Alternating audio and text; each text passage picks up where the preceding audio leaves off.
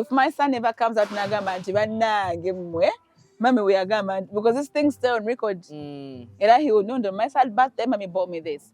On my fourth birthday she bought me a car because that's possible. Yeah. Because I'm working towards that. When I go on my fifth birthday Lyeyagulide kizimbe. Tekijja kwewuunyisa. Kati wali kulanga alina emyaka 10 nga wenawe namugamba tabiraako because bisigala ku record. Ng'ajja ng'abagamba nti munaye omukyala mulaba oyo omukyala oyo mulimba. Waliwo abagamba nti bamama kati obataddeko akazito. No. By the way, let me tell you something. Land can be worth 1 million. Amataka jegali. Osogera osozo n'ogwetaka lya million mu 2 n'oliwa. Siri naguze ningosobola okukola ki? So, to be sincere, I got for my son land. And whoever wants to prove it, I won't prove it to them. Because they are not my son. Omutabani wange wali kwanaga mabade mama wange yalimba. Awo nga mukola kinga kale musibye omukyamwe n'abatulaba amanya nze Jonas Sentongo maniriza ate nate ku mukutugafu omuganzo gwa Tindi Files bwenne yakatwengako genda ddala maaso okuba nga ate subscribinga enesifuko y'ebirungi ate era n'ebyesanyu. Awo olunaku olwaleero twegatiddwako omukyala ow'amaanyi ennyo omuyimbi Nakyenku Karole Kasita. Tugenda kuba ate tuwayamuko ate era ongera okuba nga tutangazaamu ku prospects ze ez'omwaka guno omupya 2026. Naye nga tunagenda ddala mu maaso kansabe obuze ku batulaba ate tweyongere nekitulese olunaku olwaleero. Abali ku Tindi Files mugamba Kisoga Karole Kasita, Mama Sita a King Mama. Happy New Year to everybody. Nice to be here again. Third time? I think this is your third time. Third time. Chokanga nsiba nawe. Neka kole koda emere gundi nga bokole nga twoge enjala ennuma ngo njate kuluma. Nange ennuma era tukole order nga bwe tunyumya n'okunyumya. You're not going to eat? Okay. Oh, the breakfast menu. Bakwadde ya chancha. Tugenda mu maaso nga tonyawa n'ekyokulya. Naye ng'oli bulungi? Yeah, I'm okay. Obulamu buli butya? Ng'oggyako enjala. Ndi okay. Buli kimu kitambula bulungi. Kale, kuliko omwaka omukadde. Oh. Twaguvuddemu. God is good. Mukama yatussa mu katoli mwaka mupya. God has been so good to us. Tuvudde wala. Tuli wano. Bintu bingi ebyenjawulo by'okoledde bafanzi b'omwaka oguwedde. Obakubye ennyimba n'obalekamu hit n'obalekamu kasala kkubo bakyabanjiza ddala ennyimba ng'ezo ze wakuba 2025. 2025. Oyaga ntandikira awo twakoma. We tuba tutandikira. Naye ate ezimu zikyakuba. Zikyakuba. That guy wa mwezi nga gumu yayingidde omwaka guno mpya. Some people think it's even just a new song or fresh song. So bafani bange tutambule mpola mpola endongejja. How has been last year? Last year was one of my, I think it was my favorite year in my career. What made it one of your favorite years? I had the biggest endorsements this year. Nakwani companies ezakabi ennyo. I had very big songs. I think I was the most booked artist last year. So you got to kuba show, see weekend. But Sikwagala kweraga, but I think I've been the most booked artist. Okay. 2025. And I pray that God stays with me. Naguno mwaka tukolechi tuchikube. Okay. Why do you think that Hello, how are you? Sorry for interruption. It's okay. I need the keys. These are cameras. Fiki yandibadde ajijja naye. Pausing. I know. I'll eat that. Very nice. Okay, tukyagendera ddala mu maaso tubadde tukyakola oda ya byakulya. However, that is done. Tukomye how your the year has been. I've had very many endorsements. I've had the biggest endorsements. I had very big songs. Shows, I've been the most booked artist. Yeah. How do you feel being the most booked artist? I feel blessed. God has been good to me. It's not that no artist there has been booked. I know everybody has felt like they've been booked a lot. This year has been good to all of us, the artists. Like I think everybody will now worry to cause new. Okay. Because me, I feel like I've had the biggest, like the most shows of my career this year, like that year with day.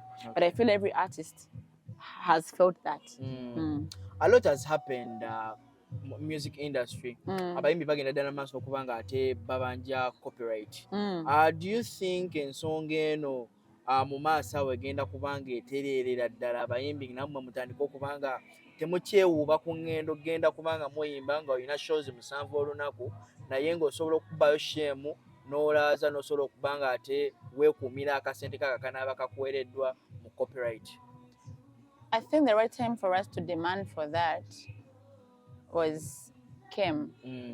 And then I feel like a time yayiseewo. What was the time yayiseeko?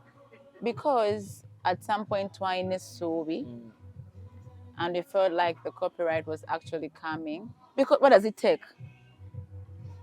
What does it take? You tell me what it takes. Government eba erina okuyisaamuko amaaso erondoole. Kitwala emyaka emeka okikola ekyo? It's a period. How long you think? No, I want us to no. I want you to tell me because from where I'm seated, I feel like if somebody esinga guy wanagamba muno karo mpako. You think it takes that long for me to say kankuwe? Well, you know so kopima muno olaba. Of course opima. Naye I feel like we've been on this for a long time. See regime of also about copyright. But oina wotukira at a stage in life or you feel like wano we nsaba chino bali no kuchimba otherwise. Naye kat stage twagituukako because at some point I feel like bali batueguya abayimbi that we can ask for whatever we want and we get it. I don't know why I feel like that. I know I feel like a time yakoze echi yaise that nebwe tuna sabakati at some point in time timu masa we might not get what we are asking for.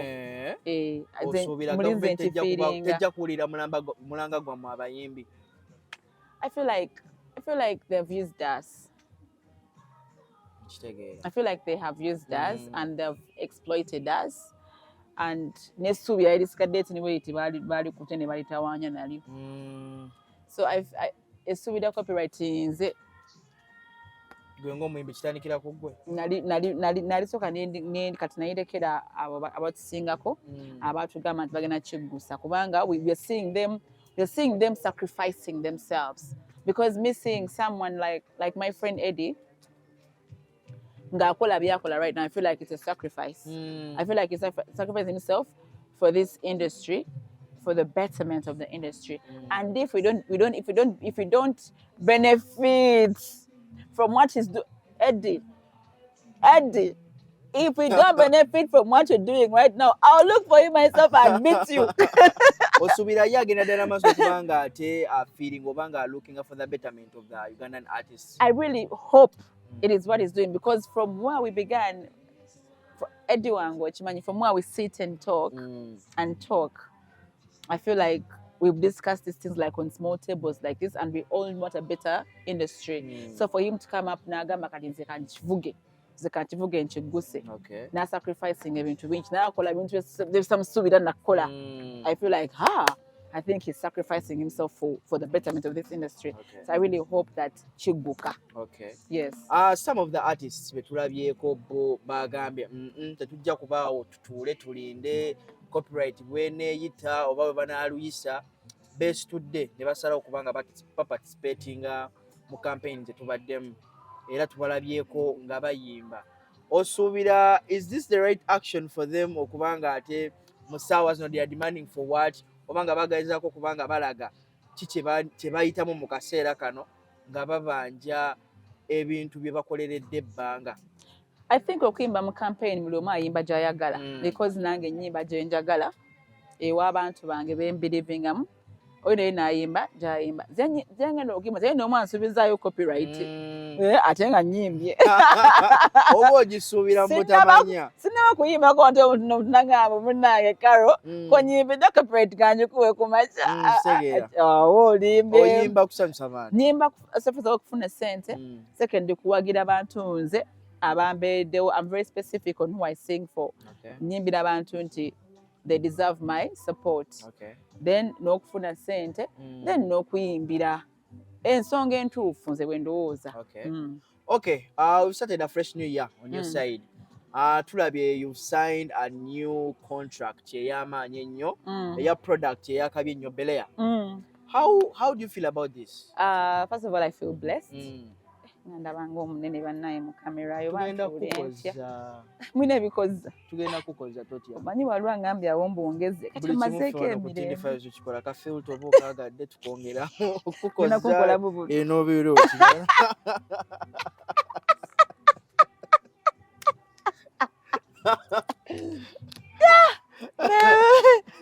Jona ombuzizaaki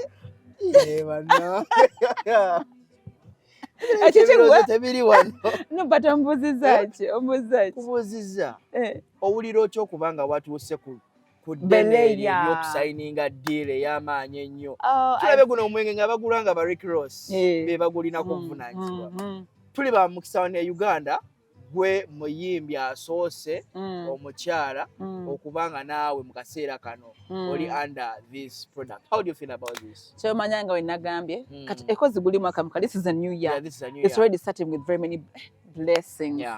More endorsements, more brands, more companies. I feel so blessed. I want to thank God. And I want to thank my fans.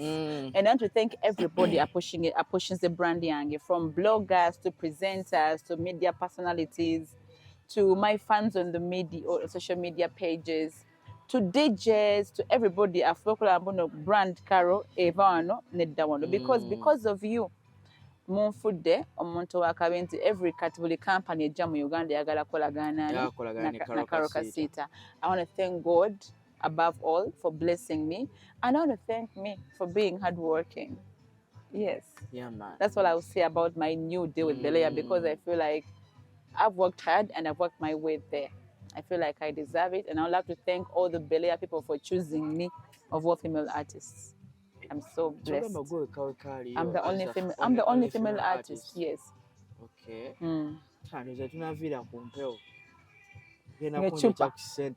Echupa nafunayo ku chupa za Beleya. Echupa njocha naye sente siyocha. Olwaki? Echupa yonje kuwa kubanga chupa za kunywebwa. Tulina okunywa Beleya.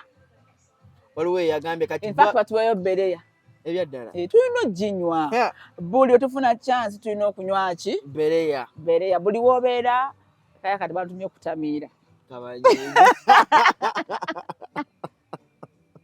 bantumye kwetamiiza buli wefuna olufu kabanyiige bani bagenda nyiga abantu no nga banyiigira kiri kano sa afford Beleya in fact njagaba neeyongereko tunywe Beleya tumunywe. My clients are very happy into tumupush paka walina okupa.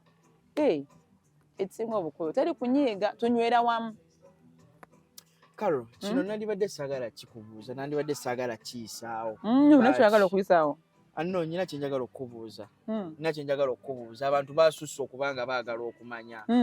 Waliwo omuyimbi omu mukyala erinnya lyefaananyiriza eriryo. Agenda ddala maaso okubanga ate interview ezisinga akulumba obanga ayogera amentioninga your name.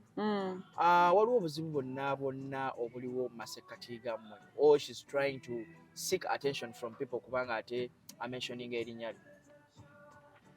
I've not seen this story, so I won't comment kuba sigimanyiiko. Sijja kwogera ku bye sitamanyi kubanga wegera by'otamanyi ate oyinza okwogera ebyekisibu. Negwe muli owulira otya ng'omuntu akulumbye? Siraba nk'omuntu annumba obulamu bwange bwonna. Ebyaddala. I suppose I'm living good. Nze, I live a very different life. Nze soka, I'm a mother. I wake up. When I wake up, my kid is on my door. Mommy, he's in my bed. We have a good time together. Mwamu sawa zizo nga nsituka ngenda ku mulimu nga njiriba the whole day. Right now, the time is a concert empuuba. I'm having meetings here and there. Afuna obudde butini nnyo over social media okumanya what's happening, what are they saying about Karole, what's what. In fact, nzogenda ku social media, nzogenda ku TikTok nga nensangayo omuntu nga fiiki abumpeereza just nenseka nensinika ku mannyo. That's the only time that I give social media my time.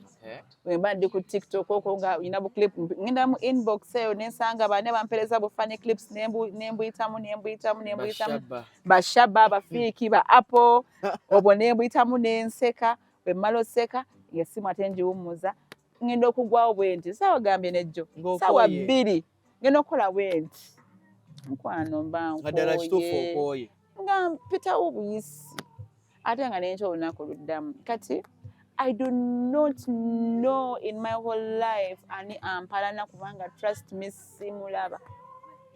Mutabani wamuwadde ettaka ku birthday. Abantu bali eyo babanja ttaka baagala ddira abanga bafaani bo. Baagala kulaba na Ekyaapa. Bafaani obawaayiriza. Kati ze babintu. Baagala kipula kyapa kya mwana wange omanyi abantu bano. Abantu babintu myembituuse. Omanyi abantu bano. Bafaani bakkalo. Omanyi abantu bano abavandimwe. Ate abavandimwe. Abavandimwe ku bavandimwe banna.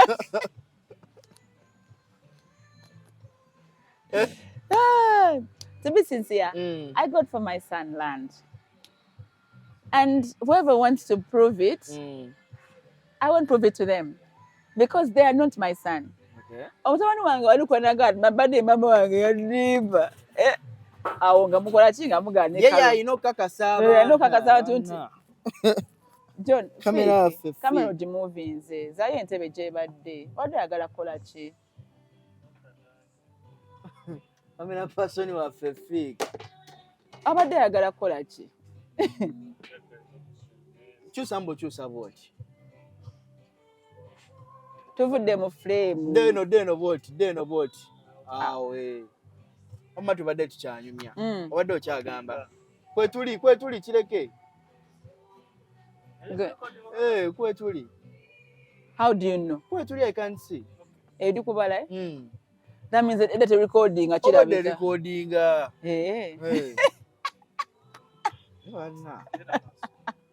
No interviewing.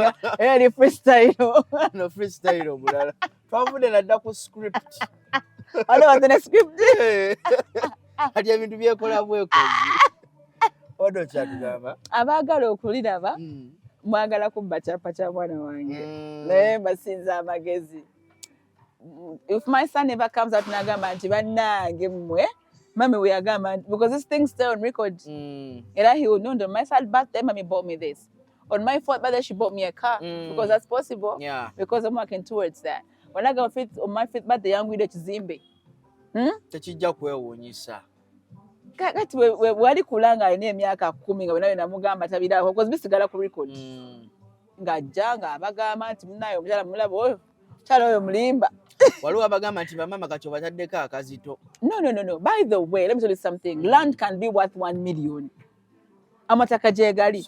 Osogera osozo n'ogwetaka lya million mu 2 n'oliwa. Siri naguze ningo osobola okukola ki? So my advice to mothers is buli omu jai tewesaako obuzito bwonna. Live your motherhood how you want. Sagala omusajja nakusairewo how to raise your kid. Tokigezangako. Kuza omwana wo nga bw'oyagala, like no pressure, because that's how people get depressed because they want to be like somebody. Don't try to be like me. I'm not perfect in any way. Yeah. I'm just a new mother. In fact, some people say a baby gave birth to a baby. I'm a baby mother. Yeah. I might look big and I look everything is figured out now. Yeah. No. Nobody prepares you for this life, guys. My life is not figured out. I'm not perfect in any way. So my birthday, King Mugwira Kataka. It's not as expensive as anybody might think. It is good land, but not expensive. So to pressure anybody. Do what you can in your capacity. Okay.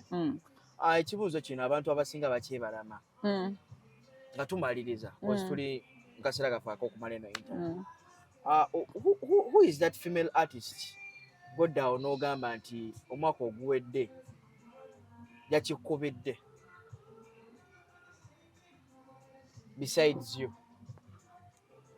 besides me, yeah, because you are the artist of the year. artist. Go about the artist of the year.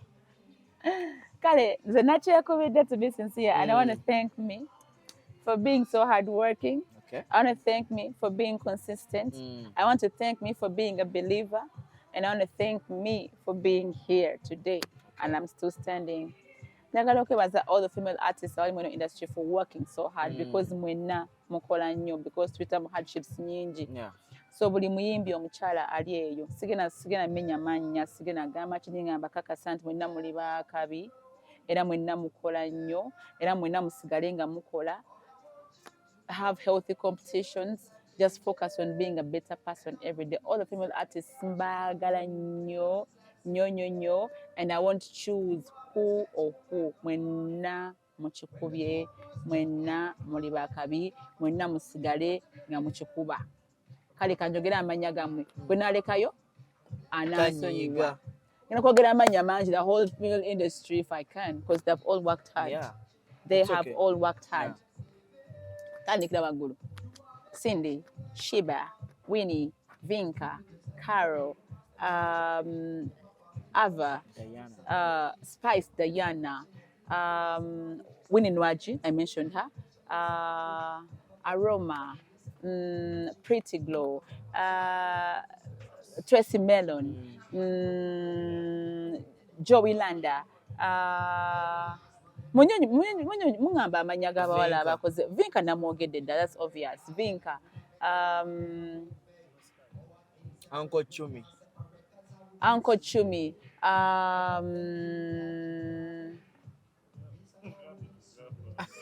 temala gwogera Uncle Chumi, Winnie wa Mami, oh my God, yes, Winnie wa Mami, ani awo gwe sayogedde bannange bamala naye nga all the female artists kyebamanya big up on yourselves muli bakabi nnyo mukikubye and keep doing it. Ekikolwa ky'obutabeera mu ntalo nze nkwewuunya. Ekikolwa ky'obutabeera mu ntalo. Because I have no time. And tell like you have to prepare yourself. I'm telling you, prepare yourself mentally. Like you have to wake up ngochiriko. You have to wake up ngochiriko. Tusimbule okitegedde. No, nasanga mukwano gwange omusaazi nali mu lutalo. Ngali kuki ku simu. Ne muga kandooze engalo zikoloma. Okitegedde like just ndaba obulumi bwayitamu nengamba I don't want to go through that. I don't want to go through that. Okitegedde. So me, my life is so peaceful. My life is so much about having fun, vibes. Obudde bw'entalo kwati mbere ono ku simu nsooke ntayipinga oba mbeko gwe ngamba ekigambo enjala zinnuma engalo zinnuma obwongo tolina budde bw'abantu tolina budde bwa kudda okuwalanangana ebintu ntuweeru. It's soka I love to be happy kati nze soka saagala kubeera nga nina obuzibu ku muntu mbu nnyingire wano mbu nga sobola kubuuza ku fiiki onfuna sobola kuyingira wano mbu nga sobola kubuuza ku Jona kati mbu nnyingire bwe nti mwekange bwe nti ngambe oh God, it's a lot of work. It needs gymming. That work needs gymming. Nobody can okubuuza nkireke regarding that. Naye kankireke. Atogenda kumbuuza ki? Kankireke. Era kikwatagana ku ebyo. Entalo biki. Naye kankireke. As you're preparing for the show, what is that you can say or promise your fans to expect? Because enteekateeka ziri mu full gear. Badde otambula mu bantu ab'enjawulo abali ready okuba nga ate bakukwatirako ku lunaku olwo. What is that you can promise your fans for the show? One thing you should know is that my fans want to do the best there is. I'm promising you a show that you have never, ever, ever experienced in your entire lives in Uganda. Okay. I know artists bakoze shows ezakabi and big up on themselves, but just know me, I'm looking for something different. It's going to be full of fashion, full of performances, full of things you have not seen, like in every angle. I'm preparing myself starting now. Rehearsals might start as soon as February. I think I'll show you in May. Already bali in preparations, eri munda mu studio, tulikola renditions of my songs in here. I'm meeting the band directors, I'm meeting fellow artists who can help me here. Oh my God, I'm doing very many things for this concert and I hope that you guys just come through because I'm going to give you a very beautiful show. Very many people out there abadde bakamba ku performance yo gyogenda ddala mu maaso okuba nga ate olaga ku stage nti ozina okwekutula obwekutuzi tikendezaamuko ku mazina wati yoga reserving for the show. Kakati ate gangendo nzina ku show tegafaanagana nagenzina kati kubanga genzina kati saga zina last year. Nedda nti oyinza okutula ekiwato mu budde bunene nga tetunnabakola ki nga show tennaba. Kiri gumite. The West is gumite. Kiri kitya? Kale nga tumaliza sebula batulaba. Abadi Kutende Files, thank you for tuning in. I love you so much. So go Kasita, Masita, a king. Mama, have a beautiful year ahead of you. May it be full of blessings, full of love, full of favor. Don't forget to pray every day. Love and peace. See you every Mwenda May. Okay, sigenda kubanga ate nsukka wano nze Jona Ssentongo abadde Karole Kasita omukutu Tindi Files. Nkoze ne fiki ku kamera lwakuba obwedde atagala ekifaananyi era kyovulaba. Ngenda tagala mu kotu kati ndaba ate omutwe guzze guti nesudde nti naye tujja tambulirawo mubeere bulungi mweraba.